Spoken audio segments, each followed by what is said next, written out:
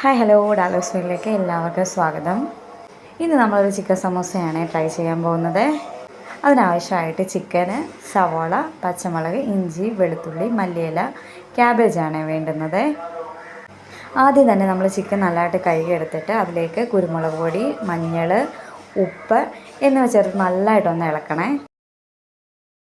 മസാലയെല്ലാം തേച്ച് പിടിപ്പിച്ചിട്ട് നമുക്ക് കുക്കറിലിട്ടൊന്ന് വേവിച്ചെടുക്കാം. എന്നിട്ട് ബ്ലെൻഡ് ചെയ്ത് വെക്കാമേ.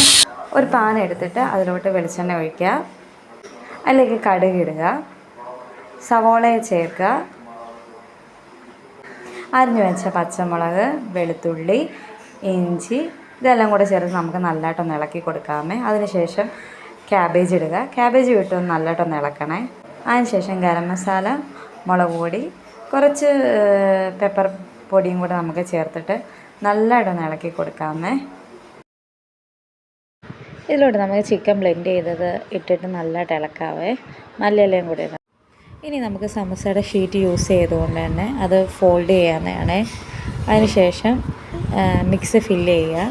മിക്സ് ഫില്ല് ചെയ്യുന്ന സമയത്ത് ആ മിക്സിന് ചൂട് ഇച്ചിരി കുറഞ്ഞിരിക്കുന്നതായിരിക്കും നല്ലത്.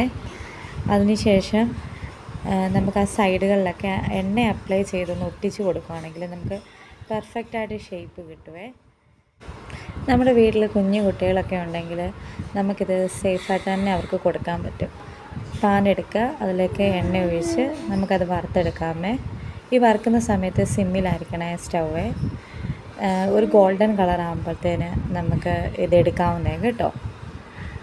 എല്ലാവരും ഒന്ന് ട്രൈ ചെയ്ത് നോക്കണേ. ഞങ്ങളുടെ ചാനൽ സബ്സ്ക്രൈബ് ചെയ്യുക, ലൈക്ക് ചെയ്യുക, ഷെയർ ചെയ്യുക. താങ്ക്